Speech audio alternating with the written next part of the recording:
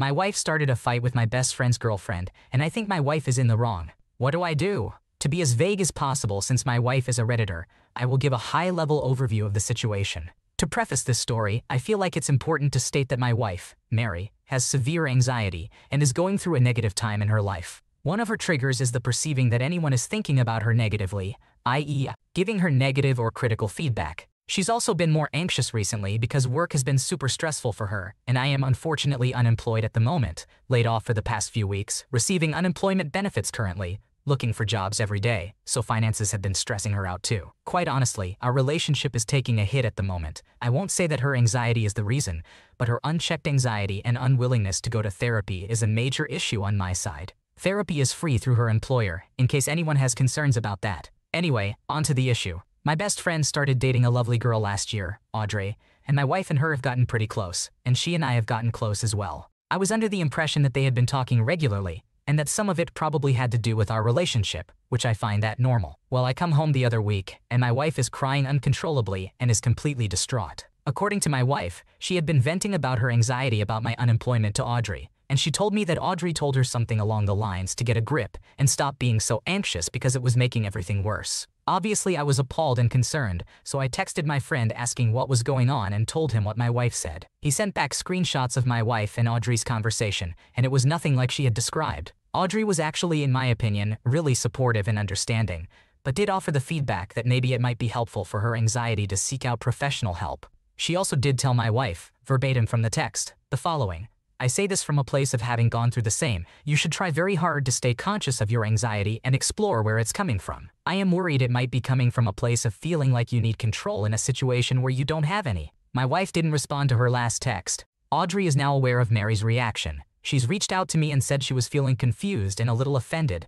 because all she was trying to do was encourage Mary to work through her anxiety. I agree with her, but I don't want to go against my wife, so I said I understand in an attempt to be neutral. Today my wife refuses to talk to Audrey, despite Audrey reaching out multiple times, and she says that she doesn't want to be her friend anymore. It's causing a huge rift in our friend group because the four of us used to hang out all the time. Now my best friend won't come over to my house, and my wife clearly is upset when I want to go over to his. Audrey is devastated because she feels like Mary is choosing her mental illness and anger over her. I 100% feel like my wife is in the wrong, but I am terrified of telling her that. I think me, her husband, telling her that she messed up and needs to apologize will cause her to completely break down. I know that Mary obviously needs therapy desperately, but nothing I've said gets through to her. Is there a way I can tactfully phrase the message that 1, she is in the wrong and needs to apologize, and 2, she needs to actually see a professional? I know it seems like I don't know how to talk to my wife, but it's not that. I'm just scared because her mental health is so fragile right now, and I'm her biggest rock and support. In the long run, it's important to remember that your wife's struggle with anxiety requires her to make the effort to get professional help. While it's understandable that you may need to bear more of the burden during an acute crisis, her obligation is to get her mental health in order for the sake of the relationship. It's crucial for you to gently encourage her to seek therapy rather than apologize, as her mental well-being should take priority. Remember that actions have consequences and that her refusal to seek help may mean considering what is best for yourself in the long run. If she continues to resist counseling, you may need to have a serious conversation about the future of your marriage. Am I the antagonist for telling my super rich friend she is unbearable to hang out with? I mean, it is really self-explanatory, but I'll give some details. My bestie since childhood, let's call her Jenny, has her finances secured. She, 35-year-old, built and made an exit from a business making her insanely rich. She comes from a very humble background, and I can confidently say that she has earned it by working for it. I come from a pretty average background and have a pretty average job today, so does most of our friends. I don't miss anything, and I do have savings, can go on trips, etc. Her story is a fairy tale, and we are all super proud of her. But a couple of years ago, she was approached by an agency that pushed her to become a public motivational speaker and podcaster. Since then, she has become increasingly unbearable to be around, and I eventually came to the point where I needed to tell her. Since Jenny got rich, she has always been herself, just in a more fancy package, and I have loved that for her. You go, girl. She has always been super respectful about other people's finances, and when we meet up, she's always up for whatever the rest of us can afford with. Even on her bachelorette party, she made a deal about making sure to do things everyone could afford. When pursuing her journey as a motivational speaker and podcaster, I had to revisit everything I thought about her. All of her motivational tips were related to not wanting to be an average person, and then anyone can become just as rich as her if they weren't lazy. In one episode, she talks about making sure to surround oneself with successful people to avoid looking at average people as an acceptable norm.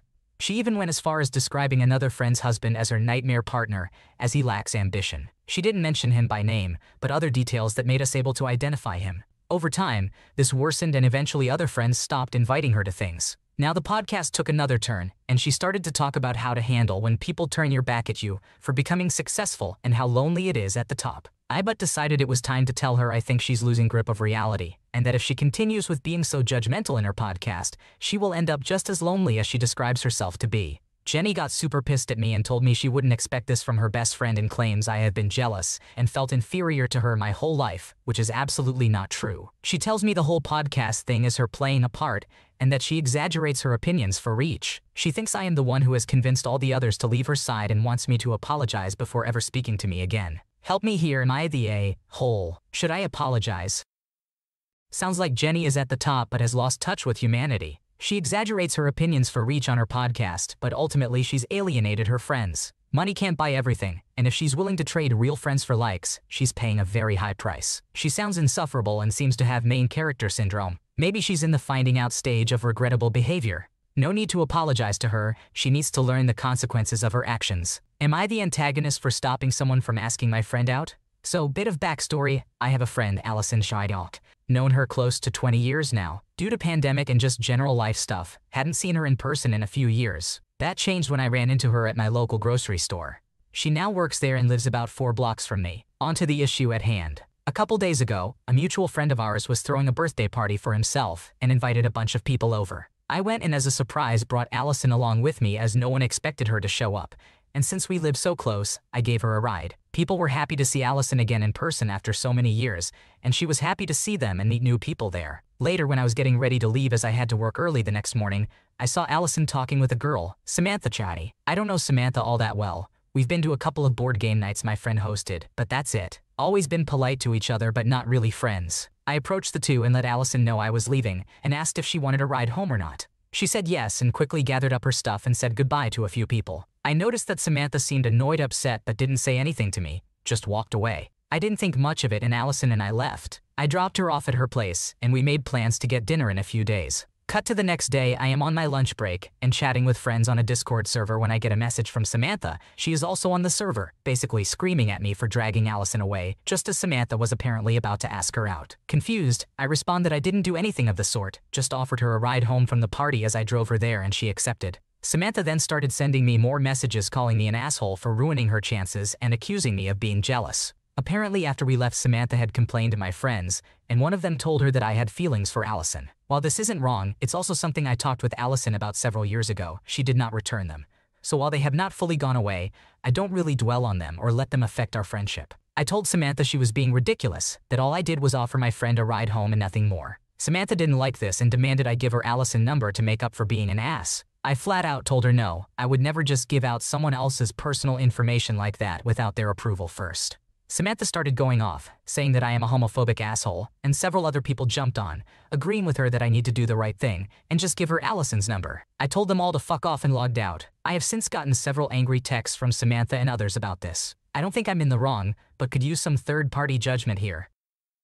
Screenshot the messages and send them to Allison and ask that if she wants to get involved with Samantha, she can contact her. If she still wants to go for it after seeing all the toxic BS, then more fool her. I might not be the best person in this situation because I would respond with something like, sorry, but the world doesn't revolve around you and I'm not a mind reader. Did you try to telepathically tell me you were hitting on her? And then proceed to lay into them for being presumptuous jerks who need to apologize for their behavior. And then maybe you'll consider passing along the message back to Allison that Samantha is interested. For Samantha, am I the antagonist for insisting that my mother-in-law buy presents for both of my kids and not just her granddaughter? I, 36, have 2 daughters, Emily, 6, who I have with my ex, and Maya, 4, who I have with my current husband Daniel, 40. Daniel is great with both of them and doesn't treat Emily any different from Maya. Emily sees her dad every other weekend. The problem I have is with Daniel's mom Fiona, who will come over and bring presents for Maya, but nothing for Emily. To be clear, I don't expect her to have the same relationship with Emily that she does with Maya. However, she really treats Maya differently. Each time she visits, she will bring Maya presents, usually just small things like chocolate or candy, but she won't bring anything for Emily. What ends up happening is that Emily will get jealous that Maya has candy, so we will ask Maya to share it with her sister, to which Maya then gets upset that she has to share her candy which was given specifically to her. I asked Daniel to tell Fiona that when she brings sweets for Maya, she needs to bring some for Emily too. Daniel explained why, but she still wasn't too happy apparently, though she agreed to do that next time. It's the same on Christmas, she will bring a bunch of gifts for Maya but nothing for Emily. It wasn't always a problem when Emily was younger, but now that they are older she's noticing it more and getting upset when she has to watch Maya opening all her gifts from her grandma. Emily does a separate thing with her dad for Christmas, so while she does get extra presents too, it's not while Maya is watching. Last year, Daniel reminded her to get a present for Emily so that she wouldn't feel left out. He gave her a list of options for gifts Emily would like, mostly painting stuff, nothing that would cost over £10 sterling. Emily is a bit of a tomboy so isn't into most girly things. For Christmas, Fiona gave Maya 3 gifts, all nice and pretty expensive toys. And she gives Emily a cheap flower headband which is cute, but Emily definitely won't want to wear it. Emily was polite about it, but it was clear she was disappointed. Daniel and I didn't say anything at the time, but when we saw her last we mentioned it, and told her that we would appreciate her making more of an effort next time. It's not even about the price of the gift, but the fact that she didn't even bother getting something that Emily would like. Her argument is that Emily isn't her biological granddaughter, and therefore not entitled to anything and should be grateful that she got a present at all. She also didn't bring Emily any candy the last time we saw her, claiming that she forgot. I see where Fiona is coming from, but I honestly don't think I'm asking for much. Emily might have her dad's family to get gifts from, but they don't spend time with all of us together like Daniel's family do. At the end of the day, I just want to keep the peace between the girls and make sure Emily feels like she is as much a part of the family as Maya is. Am I the antagonist? Everyone sucks here for the adults. It's clear that the grandmother is playing favorites with the 2 children, which is causing hurt feelings and tension in the family dynamic. It's important to address this behavior directly and set boundaries to ensure that both children are treated equally. Refusing to accept any gifts during visits and arranging for separate present opening times may help to alleviate some of the conflict. Communication is key in this situation to ensure that the children feel valued and loved equally by their grandmother. My bio daughter is pregnant, and she wrote me very honest letters after cutting communication, not sure how to respond. I got pregnant at 17 during my senior year of high school and hid my pregnancy until I was 6 months pregnant. The only person I told was the father, who was my boyfriend at the time. My parents eventually found out, and I ultimately decided to place her up for adoption. She was adopted at birth, and I hadn't seen her until she was 15 years old. Things were rough post-birth. I was dealing with all the postpartum symptoms without the actual baby in my presence, and started college 3 weeks later like I didn't just have a whole baby. I want to make a quick note about her adoptive parents because it's important. I never properly met them prior to giving birth, but the second they did come to the hospital, I knew that it was a mistake for them to be the adoptive parents.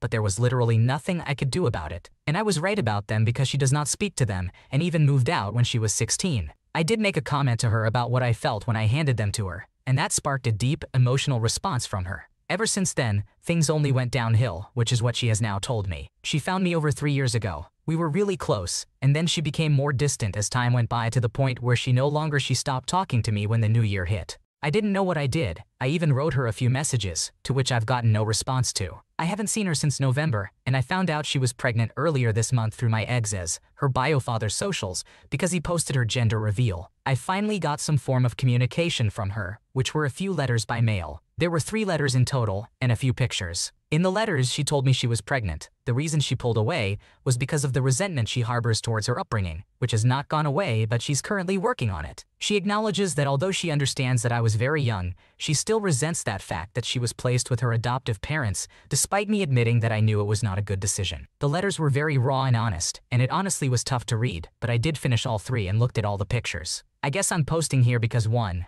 I have no one else to speak to about this, and 2, I want to know how to respond. If I'm coming off as unemotional and distant, please know that it's the complete opposite. I've had some time to think over this and sort of process what I've read. I'm going to send a letter back, because there were obvious reasons she decided not to text me, call me about this, but what do I say and what I send back? What do I include and what do I leave out?